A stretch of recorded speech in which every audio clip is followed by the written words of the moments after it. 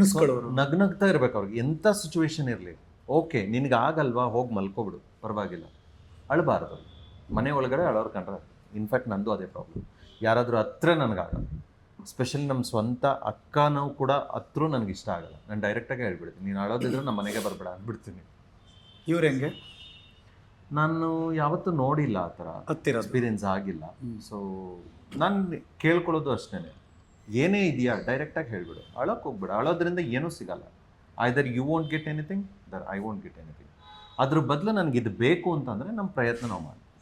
ಬೇಗ ಕಣ್ಣೀರು ಬಂದ್ಬಿಡುತ್ತಾ? ಇಲ್ವಾ? ಇಲ್ಲ. ಓಕೆ. ನಗ್ನಗ್ತಾ ಇದ್ದರೆ ಎಲ್ರಿಗೂ ಖುಷಿ ಅಲ್ಲ ಅಷ್ಟೇ. ಬಟ್ ಭಾಗ್ಯಮ್ಮನವ್ರದ್ದೇನು ಡಿಮ್ಯಾಂಡ್ ಇರಲಿಲ್ವಾ ಸೊಸೆಯಾಗಿ ಬರೋಳು ಹೀಗಿರಬೇಕು ಅಂತ? ಒಂದು ಡಿಮ್ಯಾಂಡ್ ಇದೆ, ಬೆಳಗ್ಗೆ ಎದ್ದ ತಕ್ಷಣ ಬೆಳಗ್ಗೆ ಬೇಗ ಎದ್ದೊಳ್ಬೇಕು, ಹಾಂ.